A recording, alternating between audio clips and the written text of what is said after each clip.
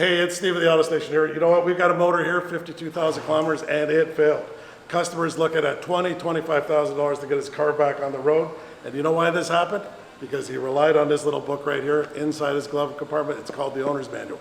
Do not believe what it has to say in here until you heard what we've had to say today.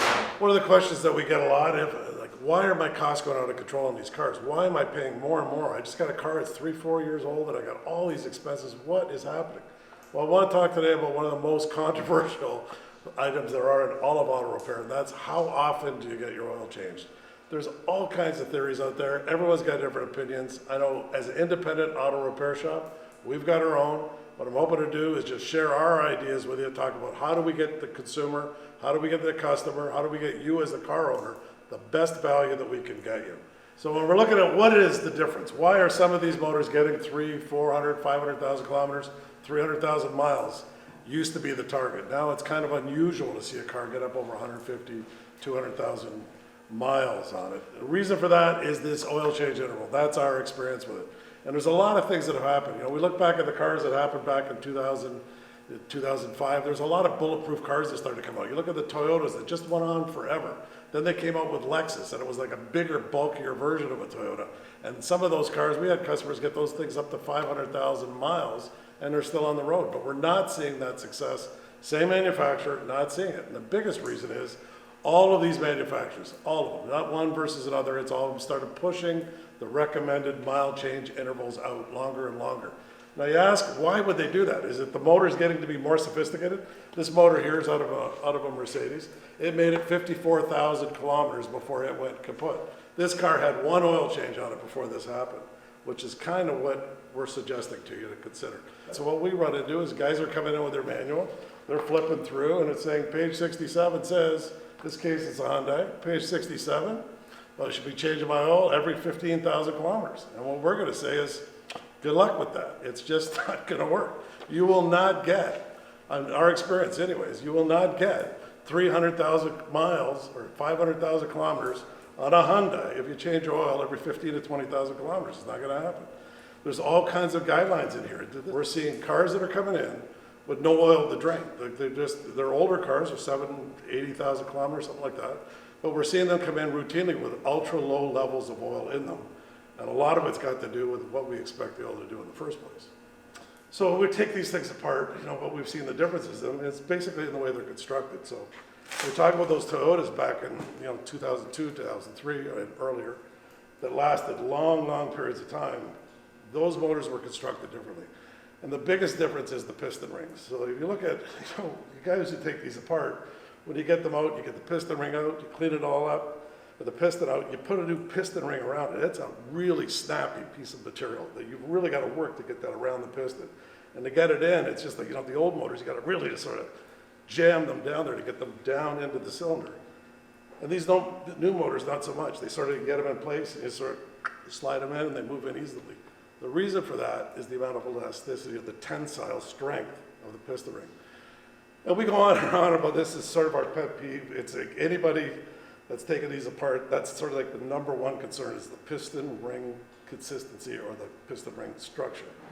So what's happening, we believe, is these lower tensile piston rings are being put in place for one reason by these guys, is to up the fuel mileage. So if they could take their fuel economy from, say, 20 miles per gallon to 22 miles per gallon, it does a lot of great things for them. So if they could take those sort of performance numbers, get the mileage up, we could do all kinds of great things for the environment, we could do all kinds of great things for cost, we could do all kinds of great things for a lot of reasons to make the car more attractive. But what's really happening here is that these piston rings aren't able to hold the compression that the older ones did, the older style did. So we're getting a lot of this blow-by stuff. So what's happening is oil's coming up, it's burning in the combustion chamber, it's carboning up, it's getting in around those piston rings where they sit inside the piston and they're going a little crooked, they're going a little this way or that way. So now we've got these cars where we're getting this mileage use because we're burning oil. We've got mileage or oil consumption because we're burning oil. So it's sort of an accelerating, self-amplifying process where because of these piston rings are low tensile, the situation's getting worse and worse and worse. So over time, we're seeing these cars use more and more oil. And that we know we can remedy that by using a product like this. So we get in there with this really corrosive stuff. It's very exothermic in nature. It reacts with all the oxidants. It just snaps up all the carbon. It's gone. Car gets back to our sort of normal oil use. So we know we can fix it. So we start looking at, okay, what happened in the first place? And there we are, back to our controversial subject, oil change frequency. So all the oil that's coming in these days comes in with all these amazing additives. It keeps the carbon from depositing. It keeps the oil nice and fluid. It has cleaning, detergents, all that kind of great stuff. Those things break down with time. And if the car is being serviced in that sort of 5,000 to 8,000 kilometer range, which sounds crazy to most folks out there, those oil additives never have time to break down, and they're always doing their job. They're always cleaning up whatever carbon forms around that piston ring. They're breaking it up and they're getting rid of it before it starts to form a thick enough crust to start causing some of this bigger stuff. Okay, so now that we're talking about what's happening with these cars when they carbon up, why they're carboning up piston rings, why they're, it's happening because the detergent in the oil is breaking down because we're letting it go too far. We're not even talking about full synthetic versus commercial or sort of conventional oil. We're talking about the oil additives that is the same in both of these products across the synthetic oil line into the conventional oil line. But the engineers behind these motors, they've extended the miles per gallon, but then they've really amplified this problem by coming in and saying, okay, we're gonna go longer on our oil changes. So now we've got lower tensile piston rings, we're allowing this blow by, allowing this carbon buildup, and then we're saying we're gonna go longer and longer and longer. The question you have to ask yourself is, why would they do that? Why would these folks come in and say, okay, we know we're at risk here of blowing these motors up, we really wanna look at here what our warranty period is. This guy's buying a car, we're gonna say you're gonna have defect-free, problem-free, no trouble with the power line, no trouble with the engine for 80,000 kilometers, 60,000 miles, 100,000 miles, whatever it is. Let's just worry about that. And then when it comes to oil change, in terms of cost, people will be looking at, what is it gonna cost me for the first 100,000, whatever, kilometers or miles that I own this car? What are my costs gonna be? And if we're telling everyone to change your oil every 10,000 miles or 8,000 kilometers, that'll all be backed into the cost. And someone's gonna make a decision, do I buy this? But if I only have to buy this car and I can only change oil every 25,000 miles or kilometers, it would be less expensive, so perhaps I should go with this. So it's become a marketing decision more than anything else. You throw on top the CAFE requirements for fuel economy, lower tensile piston rings, you're talking about cost of operating a vehicle, and everybody's really forgotten what the real cost of operating a vehicle is, and that's buying one. You go out and you buy a brand new vehicle, 20% depreciation seems to be the norm in this part of the world anyway. So you buy a $100,000 vehicle at the end of the first year, it's worth 80,000 bucks. $20,000 is gone, it's gone. The next person that buys it isn't gonna pay more just because, it's only got 8,000 kilometers on the car. You tell them it sat in your driveway, didn't use it, it's still going to depreciate. So at a $20,000 depreciation, what's an oil change?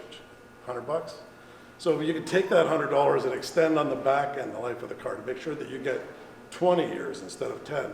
That's where you recapture it. And that's the difference between an independent auto repair shop and a dealer repair shop. So when we come out and we say, change your oil more often, this isn't just something because we want to get you in more often, we want to find more problems with your car more often. Let's get somebody in here every 2,000 or 3,000 kilometers, then we can tell them, we can sell them tires, that's not what this is about.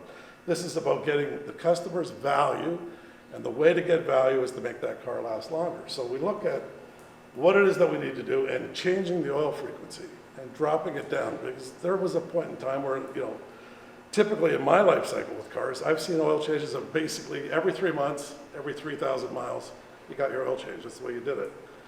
And when cars were, fuel injected, or sort of carburized instead of fuel injected, when the oil wasn't as great as it is now, that sort of made sense. But the engines came a long way.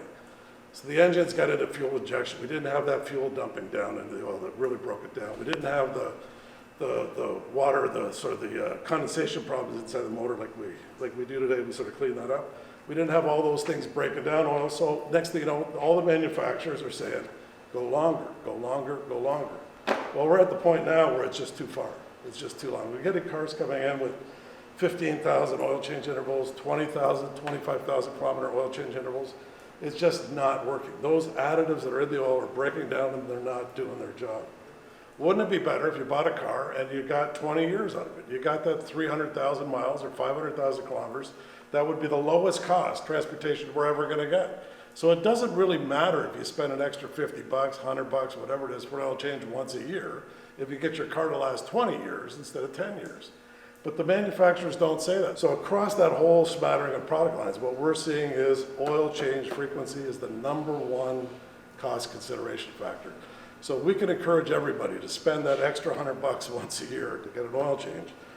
Looking at the total impact of that, it'll save tens of thousands of dollars in the long run. Each extra oil change should save, at least $1,000. It should be at least a 10 times multiplier. I don't have the facts to back that up, but that's just sort of a gut feel. So there you go. You've heard our opinion on what we see. This is sort of a hands-on practical experience about oil change intervals and the impact it has to save money. What we really like to do is hear from you folks. We got other mechanics, other shop owners, other technicians, other people, even if you're doing your own oil change, what are your standards? What are you expecting from your car? What are you looking for mileage? If you could share some experience, anyone out there with 1 million miles on their car, we would love to hear from you and hear what your oil change intervals were. So if you could get back to us with a comment, it would be greatly appreciated. Until that time, Steve at the Auto Station.